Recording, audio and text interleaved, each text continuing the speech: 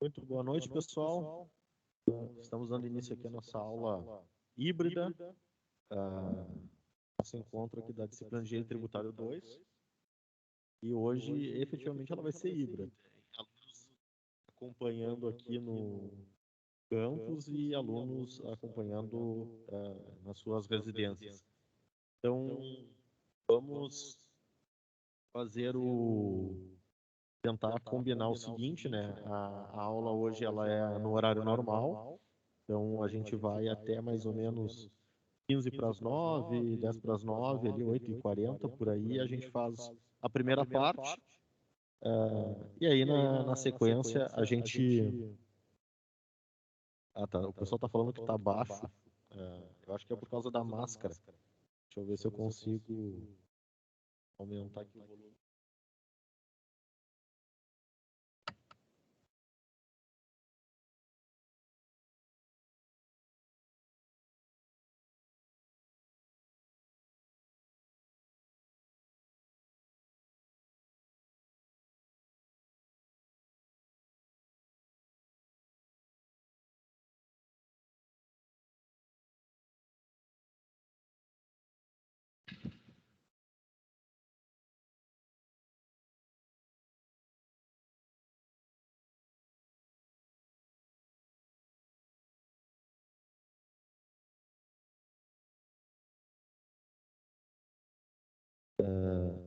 Alô, alô, alô, vocês estão ouvindo? Tá, então eu vou falar o mais próximo aqui do microfone para ver se consigo melhorar a qualidade aí para vocês. Bueno, então, gente, como nós havíamos combinado, então a aula vai ter duas partes, duas etapas. A primeira etapa até mais ou menos 8h40, a gente faz um intervalinho de 10 minutos e depois a segunda etapa, certo? E para começar aqui, o Vitor Hugo lembrou que nós tínhamos uma tarefa da semana passada e que a gente começaria tratando dela. Vitor Hugo, relembra aí para nós qual era a questão e se quiser já pode comentar aí a resposta que tu encontrou para a gente iniciar o assunto.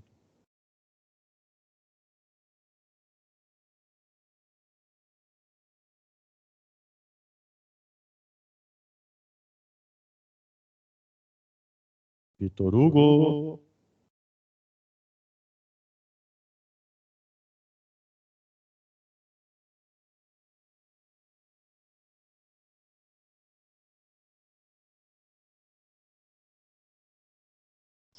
Bom, se quiser, professor, eu posso. Pode falar então, Thiago. Bom, era uma questão do imposto de renda sobre a tributação. Eram duas questões. Um estrangeiro que vem trabalhar no Brasil e ele recebe a renda aqui, se ele deveria ser tributado aqui e no estado da nacionalidade dele, ou se o brasileiro que vai para o exterior e ele recebe a renda lá no exterior, ele também deveria ser tributado o imposto de renda aqui no Brasil. Aí, o senhor disse que podia responder só uma das duas, mas me parece que é a mesma resposta para as duas questões, que se tiver um tratado para evitar a bitributação, aí não aconteceria essa bitributação. Mas se não tem tratado regulamentando qual o Estado deveria recolher o tributo, aí acontece a bitributação, tanto onde o brasileiro, aqui no Brasil, como no exterior, o Estado pode recolher. Vou só abrir aqui para mostrar para vocês.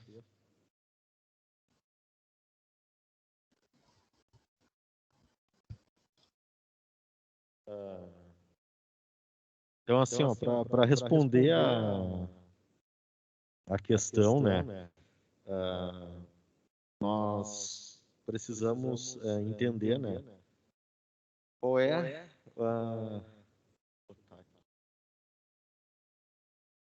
compartilhar tela. Tá, agora vocês vão ver a tributação da renda, tá? tributação da renda, que foi o tema da nossa aula passada, durante muito tempo se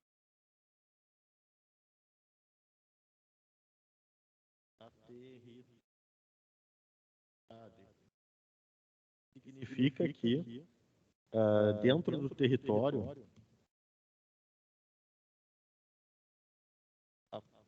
aplica-se a ação daquele país. Tá? Então, assim foi no Brasil e assim é em muitas partes do mundo ainda. Ou seja, pelo princípio da territorialidade, a lei brasileira só alcança o território brasileiro, não pode sair e alcançar ter efeito extraterritorial. No entanto, os Estados Unidos da América fizeram lá o princípio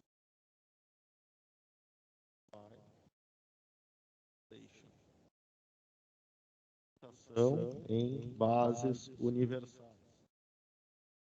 E qual era a lógica deles, né? Estados Unidos.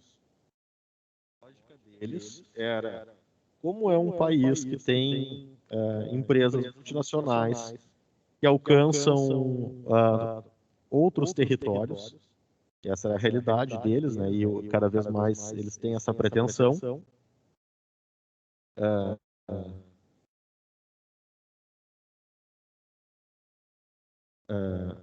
Sim, tá cortando, né? Agora que tu começou a falar dos Estados Unidos, não cortou mais, mas lá na parte da territorialidade, não, deu para entender, não precisa recapitular tudo, mas lá tava cortando, só para o senhor ter uma ideia. Tá, aí é a conexão aqui, a internet que não tá muito estável. Vamos ver se melhora agora, gente. Então, voltando aqui, Estados Unidos adota o princípio da tributação em bases universais, partindo da lógica de que é um país que tem atuação com as suas empresas multinacionais em toda parte do globo, e era interesse dos Estados Unidos tributar essas empresas que estivessem sediadas em outros países. O que o Brasil faz? O Brasil, como sempre, copia os Estados Unidos. E olha, não sei se você já conhece.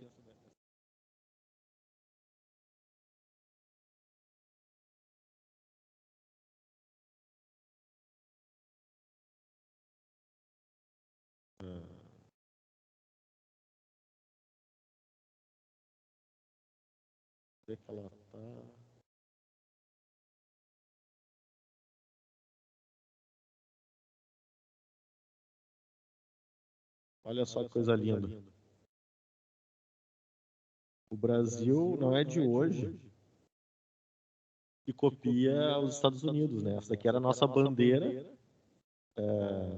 uma cópia bagaceira, né, da bandeira americana. E aí a gente olha para os Estados Unidos e, opa, vou fazer adotar o mesmo princípio. Notem, aqui nesse gráfico, no mapa que eu estou colocando aqui na tela, os países em azul são aqueles países que adotam a tributação em bases universais. E aí, se você tira Estados Unidos, que é o azul ali, a gente não vai ter mais nenhum país desenvolvido com esse mesmo critério de tributação. A gente só vai ver país desenvolvido tributando com o critério da tributação territorial. Porque é a lógica, né, pessoal? A lógica naquele território utiliza-se aquela legislação. Se está fora do território, o país não deve alcançar. Pois o Brasil copiou os Estados Unidos e nessa medida, aí vem a resposta da questão que foi colocada. Então, o Brasil...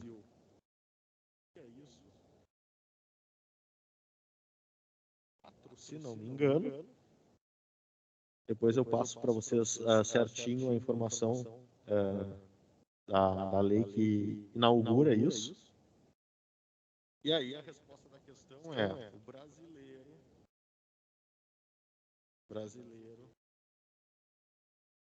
que trabalha no exterior deve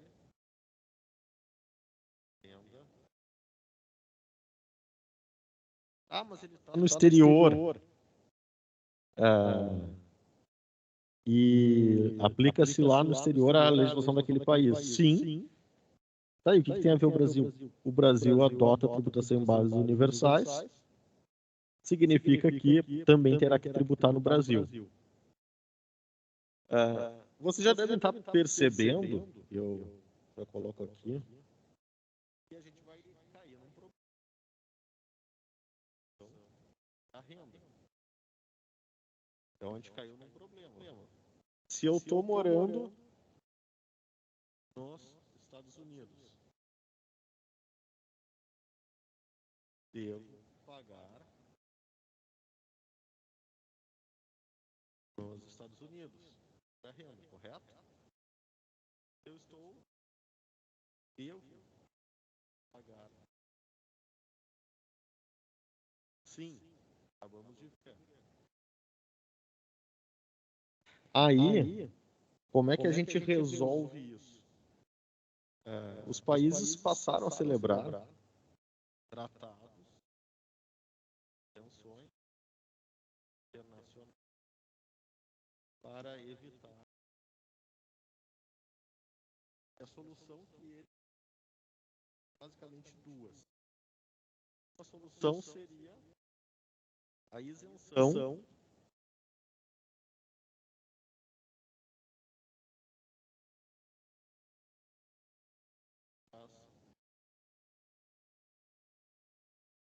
Então, o tratado pode dispor, não, você não paga nos Estados Unidos, você está isento, você só vai pagar no Brasil. Ou o que é adotado em muitos dos países, que é a concessão de crédito para abatimento. Então, você paga o imposto no país que você está, e esse imposto pago é crédito para abater no imposto devido no seu país de origem. É uma outra forma de evitar a bitributação. E aí, meus amigos, vocês vão encontrar isso. Eu tenho um artigo que eu escrevi. Cadê?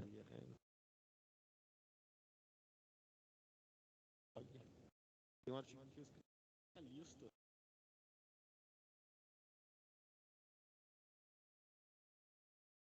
Que tem a lista dos países em que o Brasil tem acordo.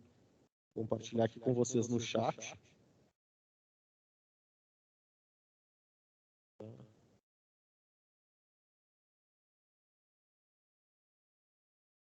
Aqui.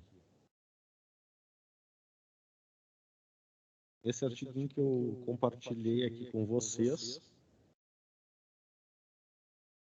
vocês vão encontrar ali a lista dos países que o Brasil possui tratado.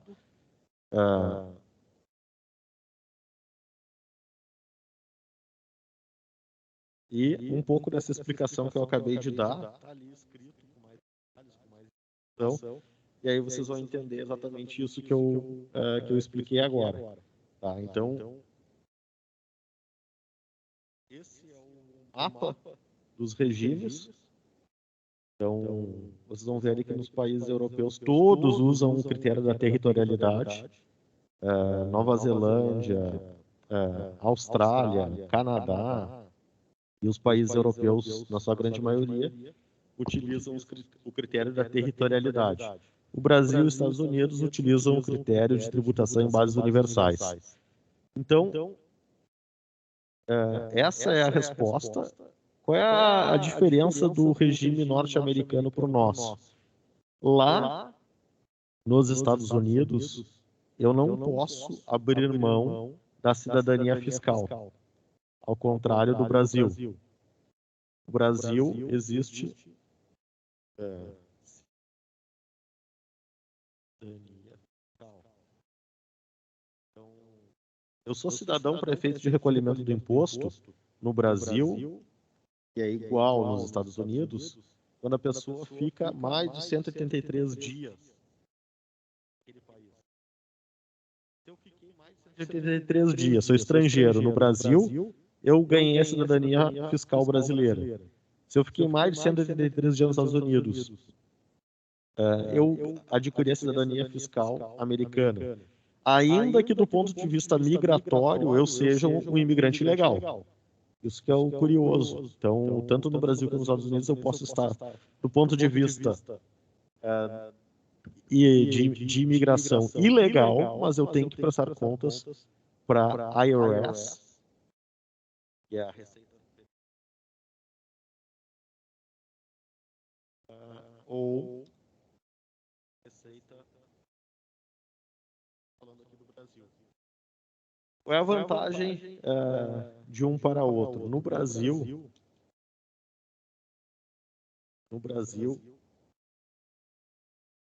existe a necessidade de fazer a declaração de saída definitiva.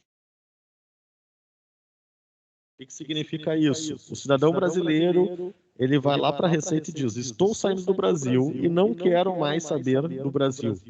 Não quero mais manter vínculo com o Brasil. Então ele faz a declaração de saída definitiva e ele deixa de existir à luz da legislação tributária para o Brasil. Então ele não precisa mais prestar contas para a Receita Federal. Certo? Se ele fez isso, ele rompe o vínculo com o Brasil. Nos Estados Unidos, não é possível. O sujeito que é cidadão americano, ele deve, para o resto da vida, pagar tributos para o Brasil. Um caso muito comentado é desse carinha aqui. Conhece? Eduardo Saverin. Ele é brasileiro, esse cara. E não sei se vocês conhecem a história dele.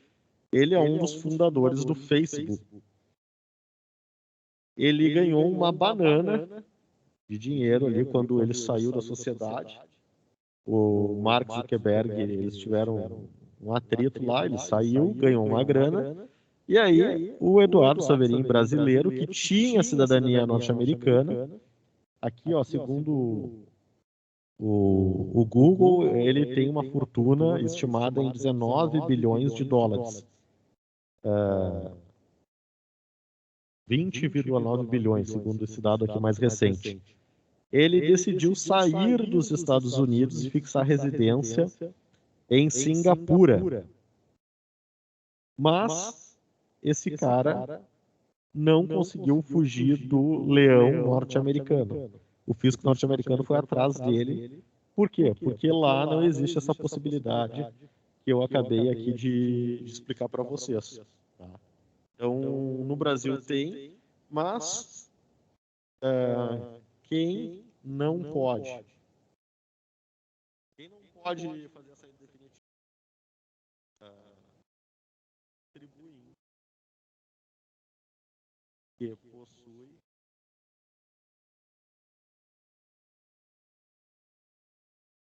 Brasil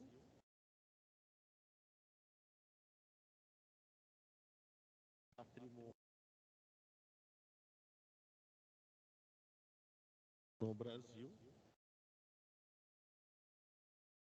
Esse cidadão, se eu tiver um imóvel aqui no Brasil, eu posso fazer a saída definitiva e parar de pagar imposto no Brasil? Não, não posso. Se eu sou servidor público, eu vi alguns servidores dizendo, eu achei muito chique, né? O cara, eu vou morar nos Estados Unidos, mas eu posso fazer teletrabalho no Brasil, servidor público. Muito chique, mas do ponto de vista de planejamento tributário não é nada inteligente. Afinal de contas, essa pessoa tem uma fonte de renda no Brasil, ou seja, o governo paga o salário do servidor e ele não pode deixar de tributar no Brasil. Ele é obrigado a continuar tributando no Brasil. E se ele escolheu um país que tributa a renda em bases universais, como os Estados Unidos, por exemplo, ele vai ter que tributar lá nos Estados Unidos também. Então ele tem uma dupla tributação nessa hipótese aqui. Então, só para dar alguns exemplos aqui da situação. Então, respondendo à pergunta que foi deixada lá, né? Fiz toda essa volta para explicar o que é o aspecto. Então, se a gente pudesse aqui destacar o tema, é o aspecto espacial do imposto de renda. Tributa nacional, exterior, brasileiro, pessoa jurídica, com reais. Então, esse seria o resumo do aspecto espacial, e foi a pergunta que eu deixei no Moodle para que vocês pesquisassem e respondessem ao longo da semana. Deixa eu ver aqui o chat. Alguma dúvida, pessoal? Professor? Diga. Então, assim, também é indubitável que um estrangeiro que aqui resida, passado lá os 183 dias e está trabalhando aqui, ele tem que tributar para nossa receita, certo? Peraí, deixa eu aumentar aqui o volume que eu não estou ouvindo nada.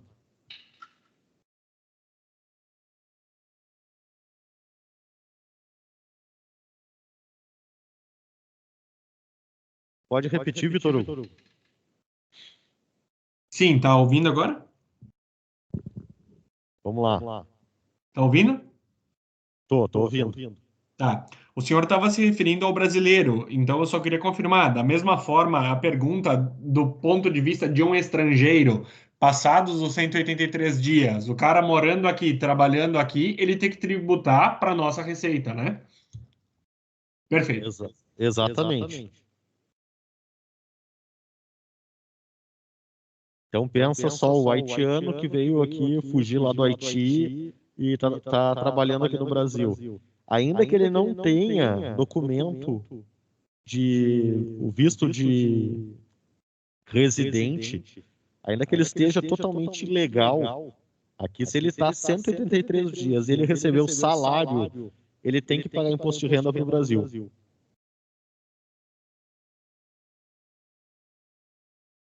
Professor, eu tenho uma dúvida também, se me permite. Claro, pode perguntar. E a filial localizada no Brasil, tributa ou não tributa?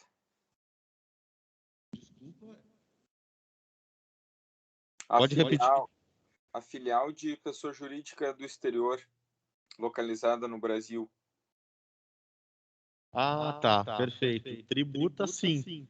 Porque, na verdade, à luz da legislação brasileira, a filial de uma empresa estrangeira no Brasil, ela é uma empresa brasileira. Então tem que abrir um CNPJ, tem que registrar na junta. Então, ainda que, vamos pensar ali, sei lá, Google tem sede em São Paulo, Netflix tem sede em São Paulo, General Motors, que é uma empresa norte-americana, tem sede em São Paulo.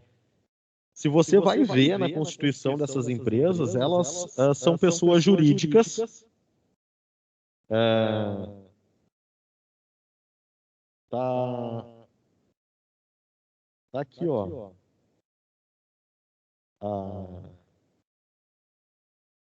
O Gustavo, o Vitor Hugo, ele botou ali no chat a resposta e o fundamento legal da resposta. A Lei 9.718 e o artigo 12 da Instrução Normativa 208 da Receita Federal. Então, Juan, respondendo a tua pergunta, ainda que essa empresa ela tenha origem, ela seja originalmente constituída no exterior, no momento em que ela decide vir para o Brasil, ela tem que abrir uma empresa brasileira. E aí ela, do ponto de vista do tratamento legal, não vai diferir de uma empresa brasileira fundada por brasileiros. Não vai diferir em nada, vai ser uma PJ, uma limitada, uma SA, igual a qualquer outra. Certo? E aí tem que pagar tributo no Brasil. Talvez a tua dúvida, e não sei se era isso que tu tinha dúvida, fosse, bom, tem que pagar tributo no Brasil, mas ela quer mandar esse dinheiro de volta. Vai ter que pagar esse dinheiro lá no país de origem? Provavelmente. A depender do regime tributário adotado por esse país, é muito provável que ele tenha que pagar o imposto no seu país de origem quando essa remessa for feita, certo? Então, enquanto estiver atuando aqui no Brasil e as receitas obtidas aqui no Brasil, tributa-se sob a legislação brasileira, certo? Bom, com isso a gente encerrou a parte da tributação da renda no imposto de renda pessoa jurídica e pessoa física, mas vai ter agora um ponto bônus aqui na nossa aula de hoje, que eu vou passar agora para vocês, que é o simples.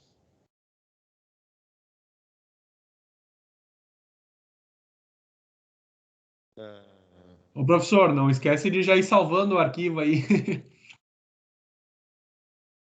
Oi? Eu não ouvi? Não, eu disse, não esquece de já ir salvando o arquivo aí, vai que dê pau.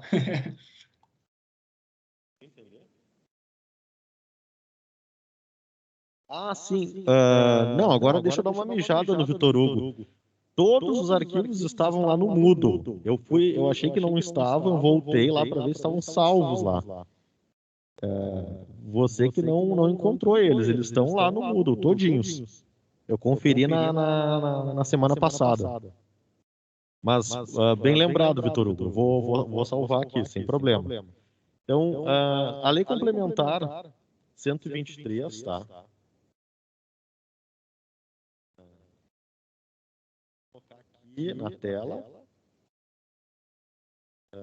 Além disso,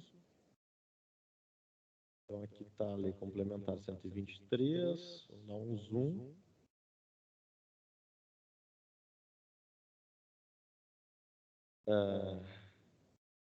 E vou colocar aqui a Constituição. Então, assim, a Constituição estabelece que é necessário conferir um tratamento diferenciado para micro e pequenas empresas. Onde que está escrito isso? Vejam só, artigo 146.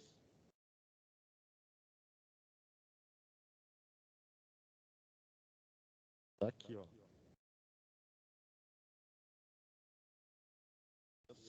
O texto da Constituição. Não é nada mais do que o cumprimento do artigo 146,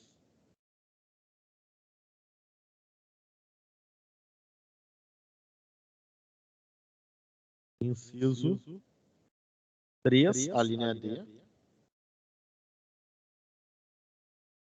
que diz que lei complementar deverá conferir tratamento diferenciado e favorecido para microempresas e empresas de pequeno porte. Então, é uma determinação da Constituição, tá aqui, ó. A Constituição determina que deve ser dado o tratamento diferenciado.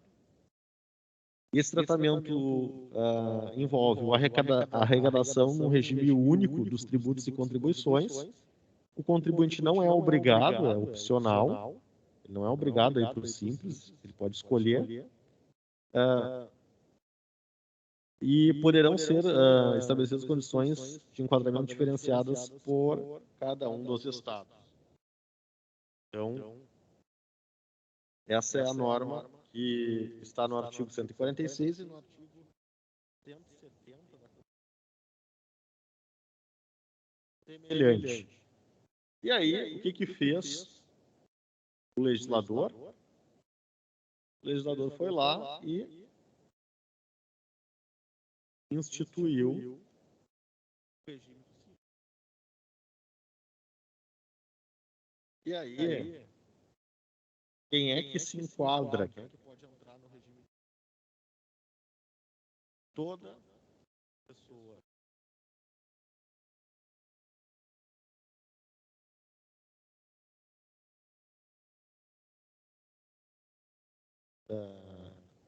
microempresas de pequeno porte. Aqui é R$ 1.000 e aqui é 3 mil de faturamento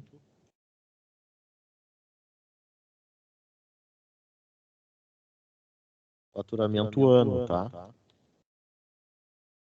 Então, segundo a lei, é considerado microempresa aquela que tiver enquadrada nestas condições aqui, tá? E aí, gente,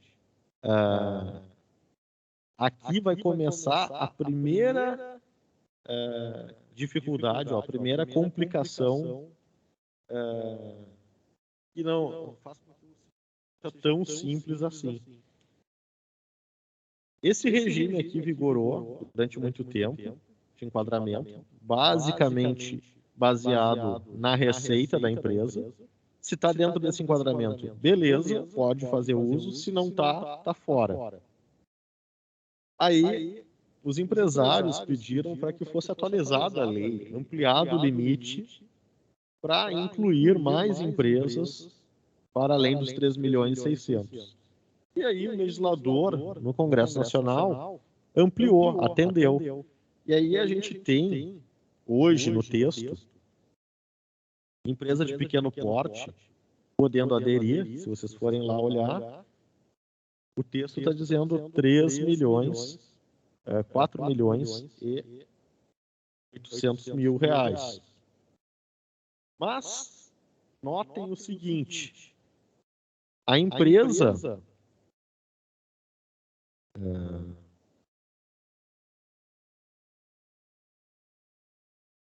que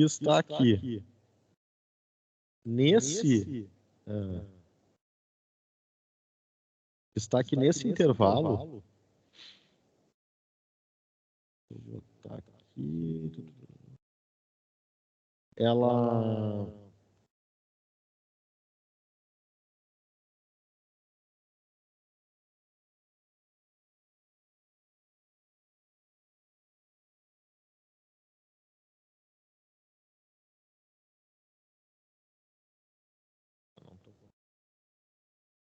entre 3.600.000 e 4.800.000, a empresa que fatura até 4.800.000 está dentro do Simples.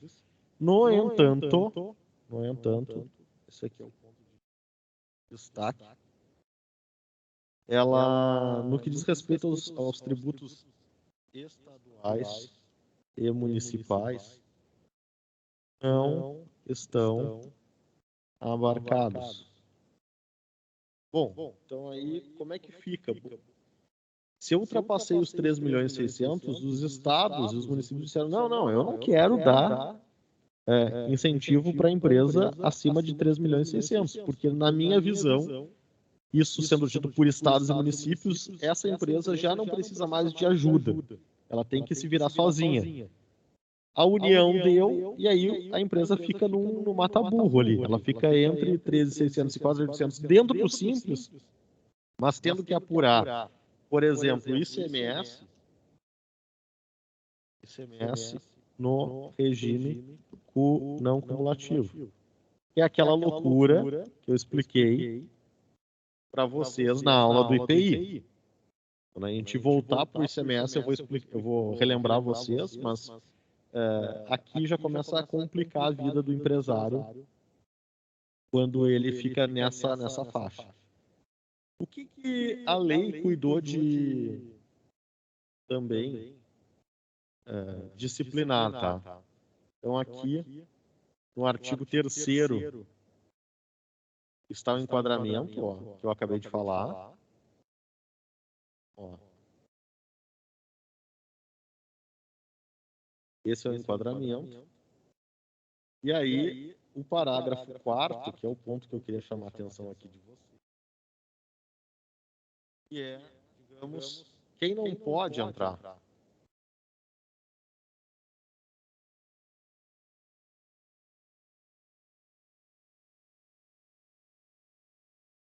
Então,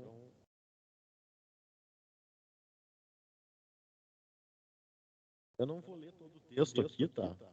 Esse material vai ficar à disposição para vocês. Mas a gente pode resumir, de um modo geral, não é Covid, tá? Fica tranquilo.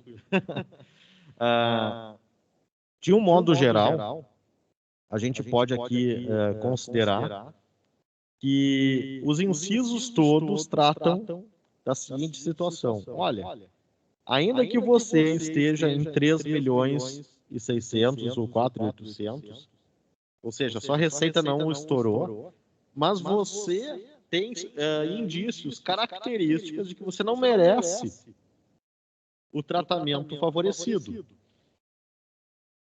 Por exemplo, é uma pessoa jurídica que entrou no Simples, mas que tem como sócia uma outra pessoa jurídica.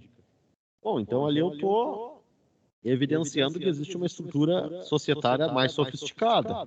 Não é para o Simples. Filial de pessoa jurídica com sede no exterior. Não é para estar no Simples.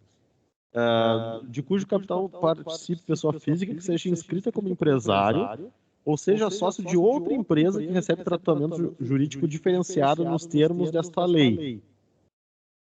Em outras palavras, eu tenho duas empresas no Simples. Posso continuar com as minhas empresas no Simples? Sim, desde que você não estoure o limite de 4.800 somado das duas. Porque senão seria muito fácil. Qualquer empresário dividiria essa empresa em 2, 3, 4, 5, 10 para ficar com todas elas dentro do Simples. Tá? Então aqui estão as regras que excluem. Mas não é só isso. A gente vai encontrar lá no artigo 17,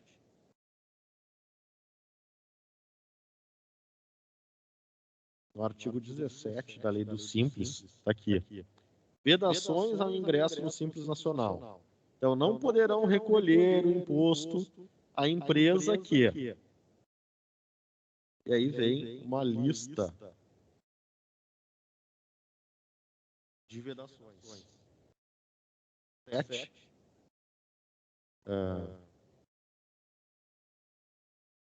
Eu vou apagar aqui. Foi revogado.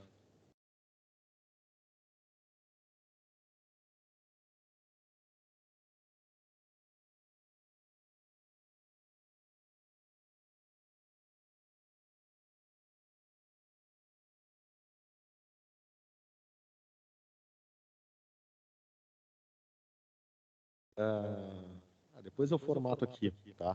Mas basicamente, aqui nós vamos encontrar atividades que estão vedadas o acesso ao Simples.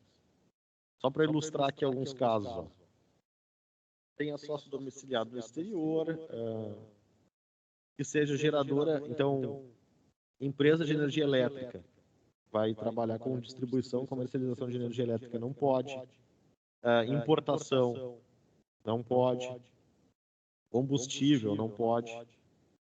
Cigarro, não pode. Bebidas alcoólicas, não pode. Cerveja, micro e pequenas cervejarias. E aqui tá aqui, realiza cessão, locação de mão de obra.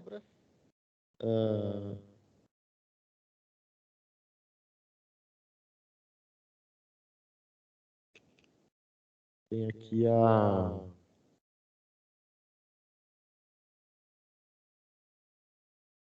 onde é que tá? Bom, são empresas que trabalham com algumas atividades que têm o regime obrigatório do lucro real.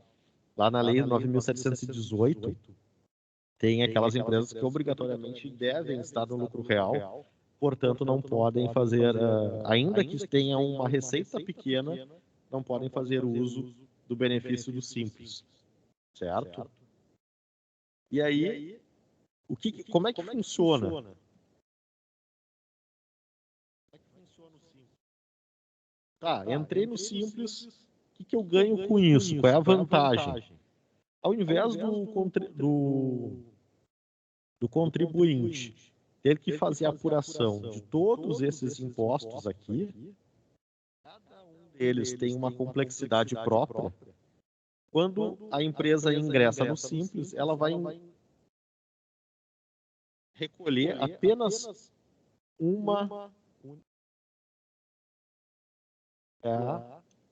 das documentos de arrecadação do Simples. Tá? Então, basicamente, só há a necessidade de fazer o recolhimento de tudo isso numa única guia. Certo? Então, imposto de renda à pessoa jurídica, contribuição social sobre o lucro líquido, PIS, COFINS, PASEP, contribuição para a Seguridade, ICMS, ISS, tudo é feito numa única guia. Ele não precisa ficar recolhendo e apurando, calculando cada um deles, o que facilita bastante a vida do empresário. Tá? Agora, vejam só o que não está incluído.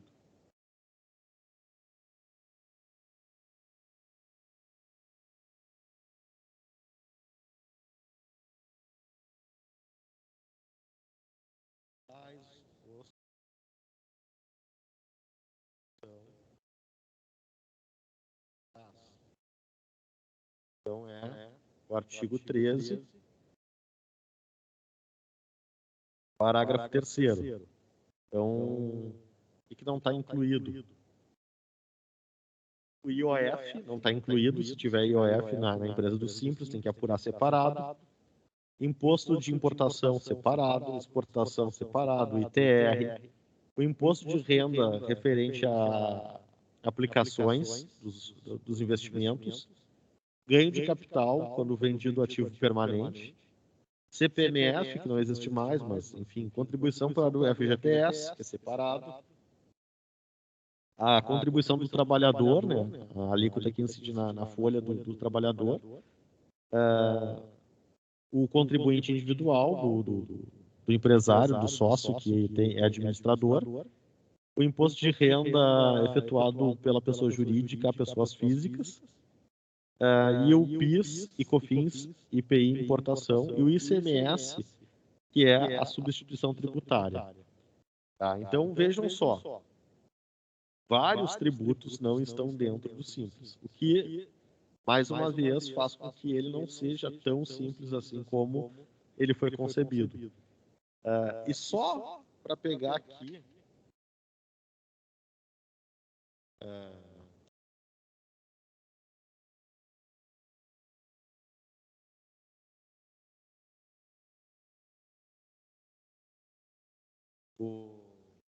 Muitas empresas de e-commerce optaram por se constituir em pessoas jurídicas optantes do Simples, e a razão é muito evidente, é para pagar menos tributos.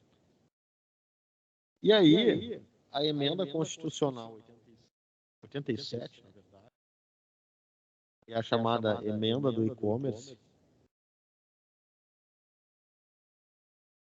estabeleceu que quando há venda para outro estado, tem que se recolher o diferencial de alíquota. Eu vou explicar isso na aula do ICMS, tá? Eu vou explicar direitinho para vocês o que é esse DIFAL, esse diferencial de alíquota. Mas havia no Supremo Tribunal Federal uma ADI discutindo a aplicação dessa emenda às empresas do Simples, pelo argumento muito singelo. Ora, eu optei por esse regime para facilitar a minha vida. Se eu vou ter que recolher diferencial de alíquota para venda entre estados da federação, isso vai complicar. E não é a ideia, o intuito do legislador ao criar o Simples. No entanto, o Supremo Tribunal Federal,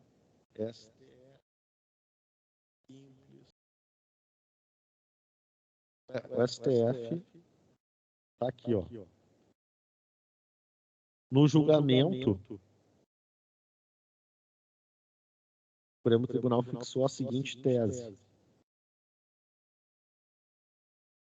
Eu vou compartilhar aqui com vocês.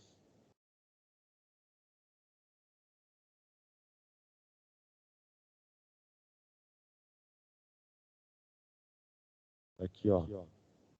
Essa é a tese fixada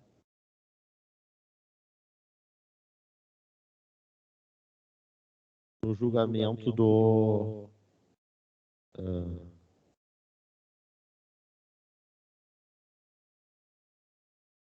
esse é o não é R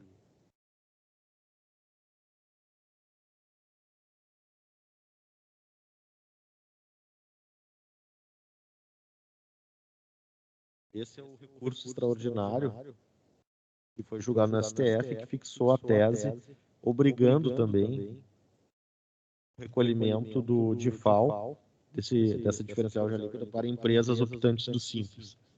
Aqui muitas empresas acreditavam que poderiam ganhar, começaram ganhando. O Barroso, Carmen Lúcia, Lewandowski e Marco Aurélio votaram a favor, mas os demais ministros votaram contra. Então, deve ter que recolher as empresas optantes do Simples esse imposto, que é, digamos, a repartição do ICMS entre os estados. Certo? Então, basicamente, esse é a síntese do Simples. Eu tenho perguntas aqui no chat, eu acho.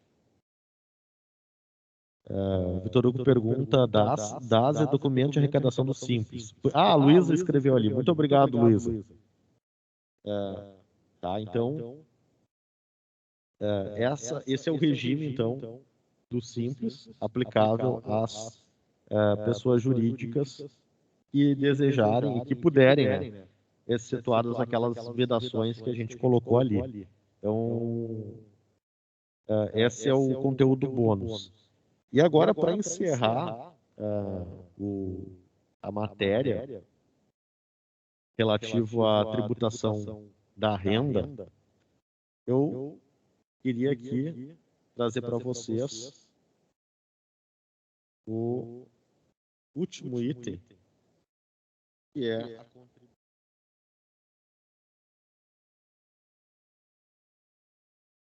social líquido, tá? Conhecida como CSLL. Então, essa contribuição social sobre o lucro líquido, se a gente pegar aqui e copiar e colar tudo que eu falei na aula passada sobre pessoa jurídica, a gente resumiria a aula de hoje, tá? Então, onde é que está a autorização constitucional para união tributar? Artigo 149 mais o artigo ambos da Constituição, tá? E aí a lei 20.000, vou colocar aqui.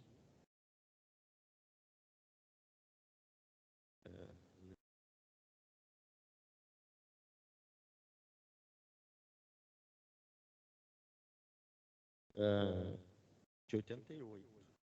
É a lei que dispõe.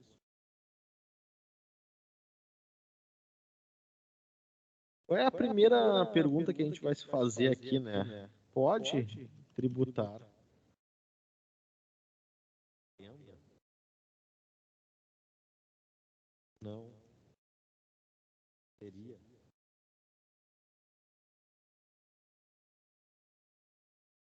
Olha, meus amigos, a opinião aqui do Ederson, que eu já disse que não vale nada, não serve para nada, é que tributar duas vezes a renda é inconstitucional. Então, não pode um ente tributar duas vezes a mesma base econômica. E aqui no Brasil, não é apenas duas vezes, né? Mas para ficar só com a contribuição social sobre o lucro líquido, ela ocorre sobre a mesmíssima base, que é o lucro das empresas. E qual é a justificativa, então, para... não que eu concorde, tá? Justificativa. E nós temos, então, dois tributos que incidem sobre a renda. Isso não configura bitributação. É que a gente tem um imposto de renda, que a arrecadação não é vinculada, ou seja, tributa-se o imposto de renda e o dinheiro vai para a União e não há vinculação da destinação desse tributo. Tributa-se por meio de uma contribuição cuja arrecadação é vinculada. E no caso concreto, para que serve? Para custear a previdência social. Então, a justificativa eu tenho uma incidência que tem uma vinculação e financia a Seguridade Social. E aí, a gente vai encontrar aqui, exatamente no texto da Constituição, no artigo 195, vocês vão ver aqui, onde é que está a autorização.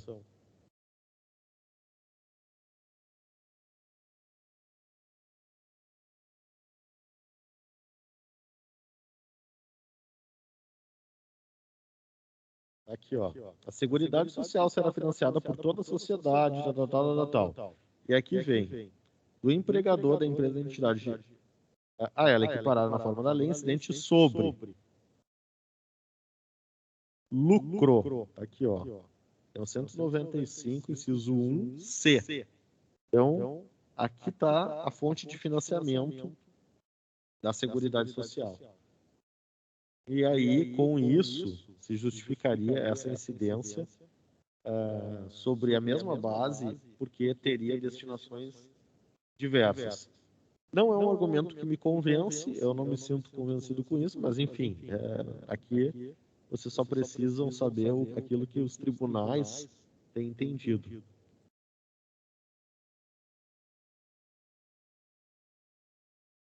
O Vitor Hugo perguntou ali sobre o DIFAL. Sim, todas as empresas do Simples que todas vendam para outros. Se eu tenho uma empresa do Simples que só vende para o Rio Grande do Sul, não tem por que questionar DIFAL, né? O DIFAL só vai entrar quando eu tenho venda para fora do Rio Grande do Sul. Tá? Mas na aula do ICMS, eu vou retomar esse assunto e a gente vai tratar sobre especificamente. Boa pergunta, Gabriele. Boa pergunta.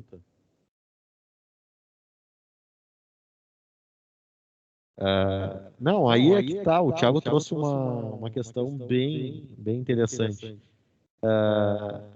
Quando uma empresa do Simples ela compra produtos, ela a rigor ela não é contribuinte, né? Enquanto consumidora, quem é o contribuinte é quem vendeu para ela. Só que aqui está o ponto mais injusto. Quando ela compra, aquelas compras não geram nada, porque não existe crédito de ICMS para a empresa do Simples. Só que quando eu vendo, quando eu estou vendendo, o crédito que eu não adquiri, que eu não posso registrar, ele não pode ser usado para abater do débito que é o DIFAL. Então aqui está a maior injustiça dessa decisão do Supremo Tribunal Federal, que me parece ter sido tomada por quem não conhece o ICMS. Com todo respeito aos ministros, parece que eles não conhecem como é que funciona o ICMS. Mas vamos deixar esse ponto aqui, Thiago e colegas, para a aula do ICMS, para não confundir a cabeça do pessoal aqui, tá? Nós estamos estudando renda. Na aula passada, imposto de renda da pessoa física, imposto de renda da pessoa jurídica, e hoje eu foquei aqui no Simples, que é digamos, uma terceira hipótese para as empresas, né? Então, as empresas elas têm o Simples, elas podem escolher o lucro presumido, que a gente viu na aula passada, e elas podem escolher o real. Então, são 3 regimes, basicamente, que as empresas podem escolher. Ressalvados aquelas vedações que a gente acabou de ver e que eu destaquei para vocês, tá? Então, voltando aqui. Contribuição social sobre o lucro líquido. A Gabriele falou sobre a contribuição previdenciária. Já vou falar sobre ela, Gabriele. Na sequência, agora eu já falo sobre a contribuição. Mas é um absurdo que a nossa tributação ela tenha tamanho peso sobre os ingressos que entram, seja na pessoa física ou jurídica. E aí a gente vai ver como é pesado, né, a tributação sobre essa base econômica. Mas, respondendo objetivamente a tua pergunta, não é bitributação, segundo corrente majoritária, porque, de novo, recolhimento da Previdência tem destinação de custear a Previdência Social. Portanto, não confundir com o imposto de renda, e aí não haveria bitributação. Mas, do ponto de vista econômico, está 2 vezes incidindo sobre a mesma coisa. Não tem como, é insofismável, não tem como questionar isso. Eu tenho tributos incidindo sobre a mesma rubrica. E isto é indesejado, não se deve buscar. Queria perguntar, Bruno? Tá. Tá certo, uma banana aqui. Vamos lá, então. Estava falando aqui da contribuição social. E aí eu vou passar rapidamente, porque ela é rigorosamente igual à tributação da renda. Então, aspecto material. CID, como eu falei ali, o artigo 195, que é o lucro. E aí, se a gente pega aqui...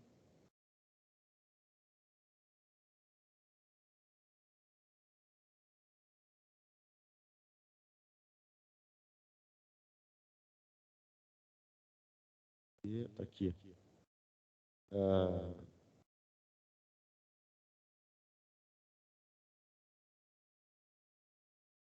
Lucro das empresas.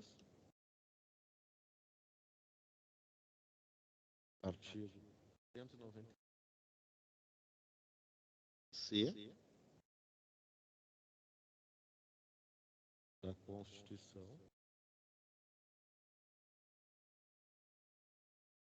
Aspecto. Então, igual imposto de renda. Ou seja, é anual, é igual ao...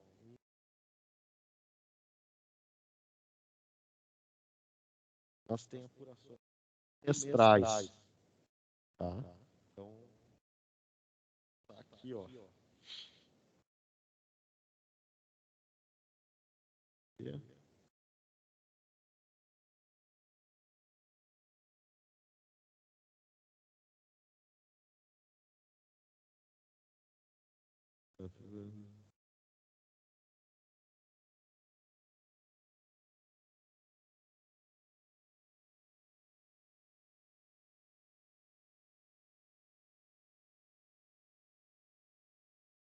Segundo, parágrafo 1º.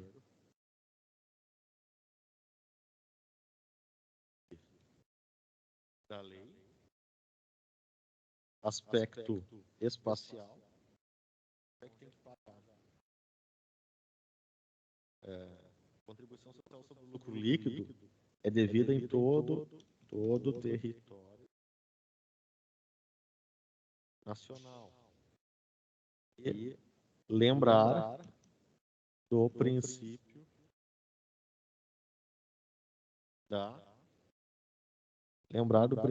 da tributação em bases universais, que a gente acabou de estudar.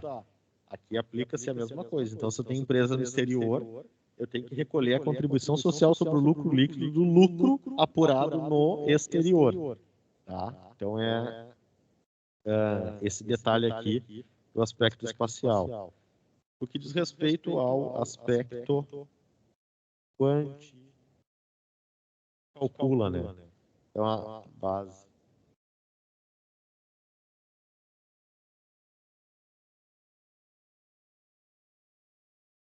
É igual ao lucro presumido ao real.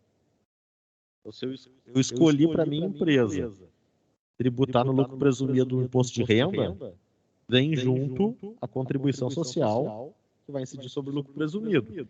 Se eu escolhi o lucro real para minha empresa, a apuração da contribuição social vai segue a escolha ao imposto de renda da pessoa jurídica. Tá? Eu não posso ter um apurado num regime e outro no outro. Tem que ser os dois no mesmo. Certo? E a alíquota a 9%. Tá? Agora, na reforma do imposto de renda, se imagina reduzir ela, mas, enfim, não sei se isso vai acontecer. Essa alíquota varia de atividade para atividade, mas a alíquota geral é 9%. Tá? Então, eu pego, o cálculo lucro da empresa vezes 9% igual a 6%. Isso está escrito exatamente no artigo 2º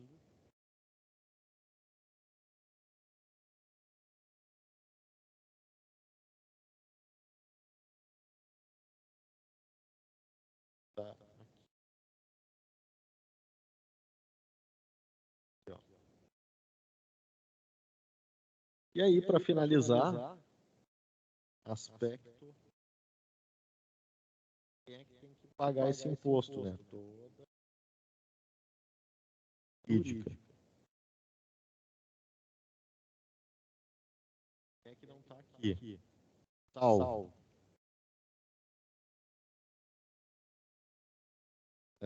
entidades imunes. Salvar aqui as entidades que são imunes e entidades isentas. Por exemplo,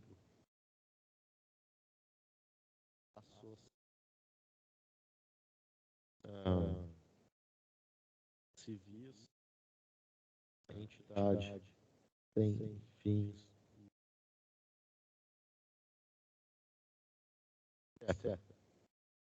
condomínio.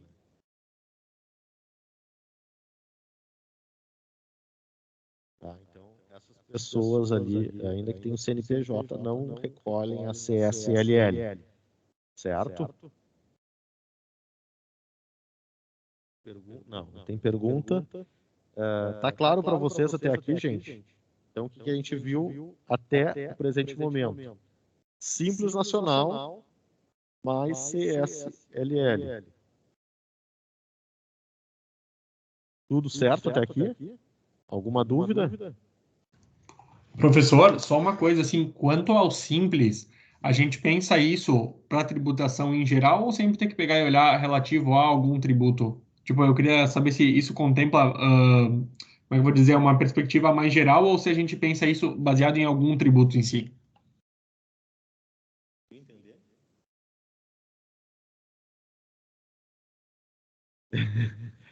Eu estou pedindo ajuda aqui aos universitários. O Bruno aqui está de testemunha para ver que é difícil de ouvir, né? Ele vem todo misturado o som.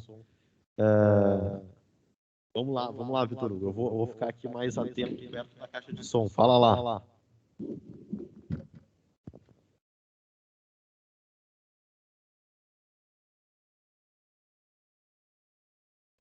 Tá. O Vitor Hugo vai escrever. Bom, então já são 8h40. Como eu encerrei essa parte da matéria aqui, eu vou propor aqui a gente fazer um intervalo de 10 minutos. Então são 8h40, 8h50, a gente retoma aqui. certo? E daí a gente termina essa primeira parte da matéria com simples e contribuição social sobre o lucro líquido. Tá certo? Então tá. O Vitor Hugo escreve ali no chat, aí depois eu respondo ele. Para a gente tentar aqui solucionar todas as dúvidas. E por favor, gente, perguntem aí também, mandem as dúvidas no chat para a gente aproveitar a participação de todos.